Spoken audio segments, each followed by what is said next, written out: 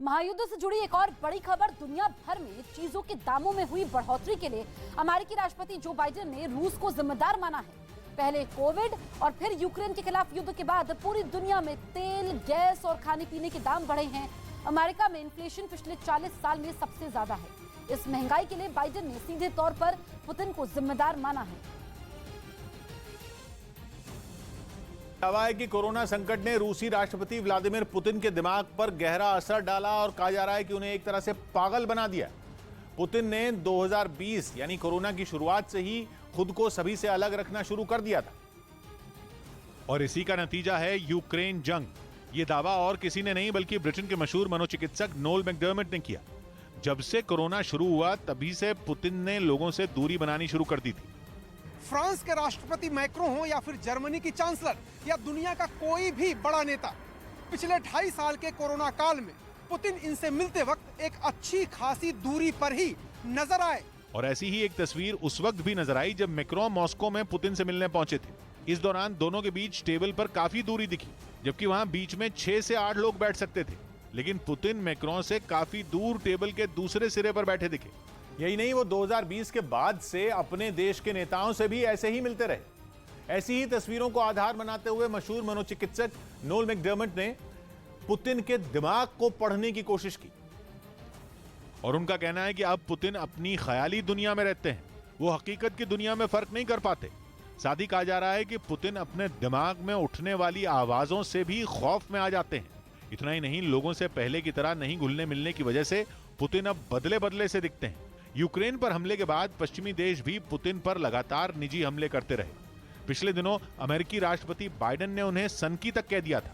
Putin की धमकियों को अनदेखा कर ब्रिटेन ने रूसी सेना से मुकाबले के लिए यूक्रेन को हथियारों की नई खेप देने का ऐलान कर दिया, जिसमें हाईटेक स्टॉर्मर मिसाइल लॉन्चर भी शामिल हैं, जिसके यूक्रेन पहुंचने के बाद रूसी सेना की टेंशन बहुत ज्यादा बढ़ सकती है, क्योंकि हथियारों की नई खेप के साथ उसे ब्रिटेन से जो स्टॉर्मर मिसाइल लॉन्चर मिलने वाला है उसे लड़ाकू विमानों और जंगी हेलीकॉप्टरों का काल माना जाता है और इससे दागी गई मिसाइलें पलक झपकते ही अपने टारगेट को मार गिराती हैं। मतलब इनकी तैनाती के बाद पुतिन की सेना के लिए यूक्रेन पर हवाई हमले करना टेढ़ी खीर साबित हो जाएगा। इसीलिए इसे पश्चिमी देशों की ओर से यूक्रेन को मिलने वाली अब तक की सबसे घातक सैन्य मदद माना जा रहा है। और खबर है कि यूक्रेन के एक प्रतिनिधिमंडल ने करीब 2 हफ्ते पहले ब्रिटेन पहुंचकर इस मिसाइल लॉन्चर का मुआयना भी किया था, जिसकी मदद से एक बार में 8 मिसाइलें दागी जा सकती हैं और इसके जरिए दागी जाने वाली हर मिसाइल 3 अलग अलग हिस्सों में बंटकर दुश्मन पर टूट पड़ती है। और ऐसे में एक बार में अपनी ओर आ रही 24 मिसाइलों से बचना किसी भी दुश्मन के लिए नामुमकिन हो जाता है। यही नहीं, इसकी मदद से करीब 5 किलोमीटर दूर से ही दुश्मन पर लेजर बीम के जरिए सटीक निशाना साधा जा सकता है। इस मिसाइल लॉन्चर का वजन करीब 13 टन, जिसे ट्रांसपोर्ट प्लेन की मदद से जंग के मैदान तक पहुंचा सकते हैं और जंग के मैदान में पहुंचने के बाद ये एक बार में 50 किलोमीटर प्रति घंटा की रफ्तार से करीब 600 किलोमीटर की दूरी तय कर लेता। इस वक्त की बड़ी खबर आपको बता दें, रूस यूक्रेन युद्ध से जुड़ी हुई बड़ी खबर हम बता रहे हैं। खार्किव में केमिकल अटैक का दावा किया गया है। यूक्रेन के अधिकारियों ने दावा किया है कि खार्किव में केमिकल अटैक हुआ है। यूक्रेन का ये इलाका जो खार्किव में पड़ता है, वहां पर केमिकल अटैक का दावा किया है। ये बहुत बड़ी खबर है। जिस बात का डर था, लगातार केमिकल अटैक की आशंका बनी हुई थी और अब खार्किव में केमिकल अटैक का दावा किया गया है। यूक्रेन के अधिकारियों की तरफ से ये दावा किया है कि यूक्रेन में खार्किव के एक इलाके में केमिकल अटैक हुआ है। महायुद्ध से जुड़ी एक और बड़ी खबर बता दें, रूसी सेना ने यूक्रेन के जापोरिजिया में बहुत बड़ा हमला बोला है। पहले भी रूसी सेना इस शहर पर हमला बोल चुकी है। यहाँ के परमाणु संयंत्र पर रूस ने एक समय कब्जा भी कर लिया था, लेकिन यूक्रेन के पलटवार के बाद रूसी सेना ने यह शहर छोड़ दिया और अब खबर यह है कि रूस ने एक बार फिर जापोरिजिया पर बड़े पैमाने पर हमला बोला है। हमले की वजह से मारियोपोल में जबरदस्त तबाही देखने को मिली। यूक्रेन ने आरोप लगाया कि रूसी फौजियों ने जानबूझकर यूक्रेन के लोगों को निशाना बनाया ताकि वहां रूस की दहशत बढ़ाई जा सके, जिसके लिए उन लोगों ने मारियोपोल की रिहायशी बस्तियों में इतने बम बरसाए कि उनकी सूरत बिगड़ गई। चारों तरफ टूटी इमारतें और मलबे के ढेर के अलावा कुछ नजर नहीं आया। यूक्रेन ने आरोप लगाया कि रूस ने वहां से जान बचाकर भागने वाले लोगों पर भी फायरिंग की। Вот они получили эту квартиру. Я говорю, Андрюша, куда вы идете? Говорит, мне дороже дети. रूस की मिसाइलों ने लोगों के घरों को तहस नहस कर दिया, जिसके बाद कुछ तो सड़कों पर खाना बनाते दिखाई दिए। साथ ही जरूरत का सामान खरीदने निकले लोगों को रोककर सैनिकों ने उनकी तलाशी भी ली। यूक्रेन में चल रहे युद्ध के बीच पश्चिमी देश और अमेरिका के बीच बड़ी बैठक हुई। इस बैठक में यूक्रेन को सहयोग देने का वादा किया गया। सभी देश जहां एक तरफ यूक्रेन के समर्थन में थे, वहीं इटली ने रूस पर नए प्रतिबंध लगाने की बात कही। बैठक में अमेरिका इटली की बात से पूरी तरह सहमत दिखा। अमेरिकी राष्ट्रपति जो बाइडेन ने ट्वीट कर यूक्रेन को लगातार सहायता देने की बात कही और रूस पर नए और सख्त प्रतिबंध लगाने का समर्थन भी किया। ब्रेकिंग न्यूज ताइवान से खबर है कि ताइवान को दुनिया से पूरी तरह अलग थलग करने के लिए चीन ने खतरनाक प्लान बनाया है। पता चला है कि चीन ने ताइवान का इंटरनेट काटने की योजना बनाई है। यूक्रेन युद्ध के बाद से ही माना जा रहा है कि चीन किसी भी वक्त ताइवान पर हमला कर सकता है और अब पता चला है कि जंग छिड़ने के साथ ही चीन ताइवान को तकनीकी तौर पर पूरी तरह लाचार कर देगा, क्योंकि रूस के खिलाफ जंग में यूक्रेन ने टेक्नोलॉजी को हथियार बनाया और रूस के छक्के छुड़ा दिए, जिससे चीन ने सबक लिया और उसने ताइवान के लिए यह प्लान तैयार किया। अरुण सिंह जुड़ रहे हैं हमारे साथ यूक्रेन से। अरुण, क्या पता चल रहा है? जी किशोर, यूक्रेन एक छोटा सा देश है, लेकिन जिस तरह से उसने परमाणु शक्ति संपन्न और महाशक्ति रूस के सामने लड़ाई लड़ी है, उससे चीन के कान खड़े हो गए हैं। चीन के राष्ट्रपति शी जिनपिंग ने ताइवान को अपने देश में मिलाने का जो प्लान तैयार किया था, उसमें बड़ा बदलाव किया है। ये बड़ी खबर है। शी जिनपिंग ये चाहते हैं कि जब वो ताइवान पर हमला करें तो कोई देश ताइवान की मदद न कर सके, जैसे कि मदद जेलेंस्की को मिली, यूक्रेन को मिली पश्चिमी देशों से, और उसके बाद उसने रूस के साथ लंबी लड़ाई लड़ी है। तो ये बदलाव किया है शी जिनपिंग ने कि जब वो ताइवान पर हमला करें तो ताइवान को काट करके पूरी दुनिया से अलग थलग कर दें। तो यूक्रेन की जंग शुरू होते ही अटकलें लगने लगी थी कि चीन किसी भी वक्त ताइवान पर हमला कर सकता है, लेकिन अब एक बड़े खतरे ने ताइवान की टेंशन बढ़ाई है। माना जा रहा है कि ताइवान पर हमला हुआ तो चीन एक झटके में ताइवान को पूरी दुनिया से काट देगा। वो भी इस तरह से कि न तो ताइवान अपनी बात किसी तक पहुंचा सकेगा और न ही ताइवान में होने वाली किसी हलचल की खबर दुनिया को मिल पाएगी। चीन एक झटके में कुछ ऐसा कर सकता है कि ताइवान दुनिया से मदद तक मांग नहीं पाएगा। चीन ऐसा माहौल बना देगा कि जो वो कहेगा पूरी दुनिया को सिर्फ वही सुनाई देगा। ताइवान में चीन कितनी भी ज्यादती करे, युद्ध के किसी भी नियम का उल्लंघन करे या दरिंदगी की सारी हदें पार कर दे, ताइवान अपना दर्द किसी को सुना नहीं पाएगा। ताइवान को भी पता है कि चीन कभी भी हमला कर सकता है, इसलिए वहां अभी से तैयारियां शुरू हो चुकी हैं। पूरा देश एक बड़ी जंग के लिए हाई अलर्ट पर है।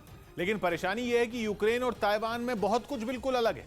सबसे बड़ा अंतर यह है कि ताइवान एक टापू है जिसकी कोई जमीनी सीमा नहीं है, चारों तरफ से समुद्र से घिरा हुआ है, और समुद्र भी ऐसा जिसमें चीन की नौसेना की ताकत अमेरिका तक की टेंशन बढ़ा रही है। ताइवान के एक तरफ दक्षिण चीन सागर है, दूसरी तरफ पूर्वी चीन सागर है। जिस दिन ताइवान पर हमला होगा उसी दिन चीन ताइवान को आसानी से चारों तरफ से घेर सकता है। लेकिन टेंशन इससे कहीं ज्यादा बड़ी है। चिंता यह है कि ताइवान में इंटरनेट जिन तारों के जरिए पहुंचता है वो समुद्र के नीचे बिछी हुई है। दुनिया भर में ऐसी तारों का जाल फैला जिनसे इंटरनेट पूरी दुनिया तक पहुंचता है। लेकिन बहुत से देश ऐसे हैं जो केवल अंडर सी केबल्स पर निर्भर हैं। ऐसा ही मुल्क है ताइवान। मतलब यह कि अगर समुद्र में चीन ने उन तारों को काट दिया जिनके जरिए ताइवान तक इंटरनेट पहुंचता है, तो पूरे ताइवान में इंटरनेट चलना बंद हो जाएगा। और अगर इंटरनेट चलना बंद हुआ तो पूरा देश एक झटके में ठप हो जाएगा। बाकी के टेलीकॉम नेटवर्क को ठप करना चीन के लिए ज्यादा मुश्किल नहीं बचेगा। मतलब यह कि न तो ताइवान से कोई वीडियो दुनिया तक पहुंच पाएगा, न ही चीन के हमले की कोई तस्वीर पहुंच पाएगी। दुनिया केवल वही देखेगी और सुनेगी जो चीन दिखाना या सुनाना चाहेगा। और चीन के लिए यह काम कुछ ऐसा ही है जैसा वो दशकों से करता आया है। पूरे चीन में लोग सिर्फ वही देखते और सुनते हैं जो चीन चाहता है। लोगों की आवाज दबाने में चीन का कोई सानी नहीं। वहां के वीगर मुसलमानों पर हो रही ज्यादतियां हों या फिर किसी और समुदाय पर हो रहे जुल्म हो, चीन ने दुनिया के सामने जमीनी हकीकत कभी नहीं आने दी। इसीलिए चीन पर मानवाधिकार उल्लंघन के आरोप भी कभी नहीं लगे। अगर ताइवान में इंटरनेट बंद हो गया तो चीन की पीपल्स लिबरेशन आर्मी के जुल्म की खबरें कभी दुनिया तक नहीं पहुंच पाएंगी। लेकिन ताइवान की सबसे बड़ी टेंशन यह है कि अगर इंटरनेट कट गया तो चीन से खुद को बचाने की आधी जंग वो पहले ही हार जाएगा।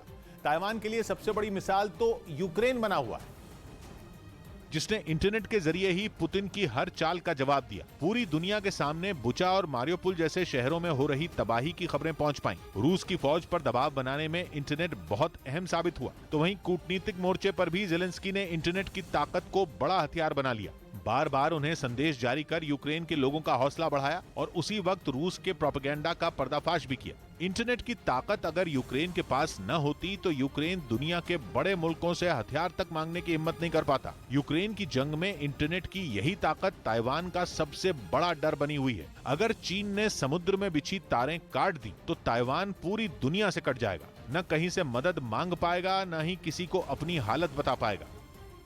अमेरिका के राष्ट्रपति जो बाइडेन ने एक बार फिर यूक्रेन को सहयोग देने की बात को दोहराया। उन्होंने ट्वीट करके लिखा कि उनका देश रूस की आक्रमणकारी नीतियों का विरोध करता है और वो इस युद्ध में यूक्रेन के साथ खड़ा है। बाइडेन ने कहा कि वो अपने सभी मित्र देशों से इस बारे में बात की, यूक्रेन को समर्थन और सहयोग देने पर चर्चा की। बाइडेन ने साफ कर दिया कि अमेरिका समेत पश्चिम के देश रूस के खिलाफ और आर्थिक प्रतिबंध लगाएंगे।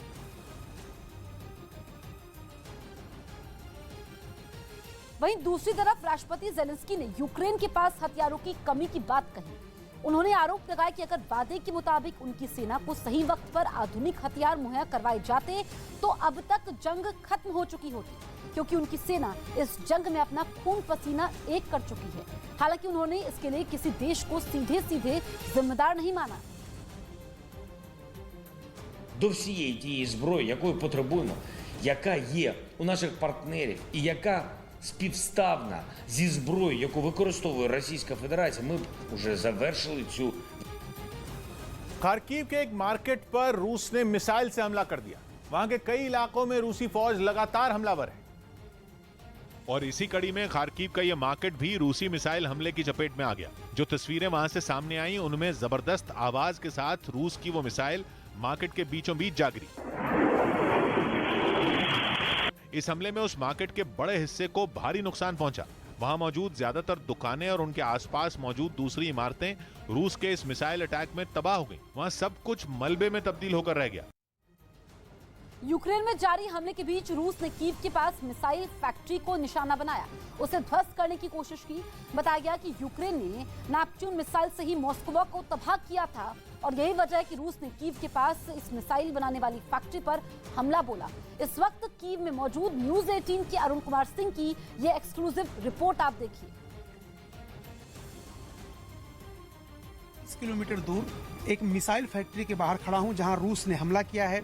रूस ने एयर स्ट्राइक किया कीव के बाहर, जहां उसके मुताबिक नेपच्यून मिसाइल जो यूक्रेन बना रहा था वो इसी फैक्ट्री में बना रहा था। मेरे पीछे जो फैक्ट्री आपको दिखाई दे रही है, हालांकि मिसाइल जहां गिरी है, रूस ने जो एयर स्ट्राइक किया है वहां के विजुअल अंदर के हम नहीं दिखा सकते, क्योंकि मिलिट्री ने इस पूरे इलाके को प्रतिबंधित किया हुआ है। किसी की गाड़ी नहीं आ रही है। हम अकेले कोशिश हमने किया यहाँ पर आ करके और आपको तस्वीरें दिखाएं। लेकिन इस फैक्ट्री में नेपच्यून मिसाइल बनती थी यूक्रेन द्वारा।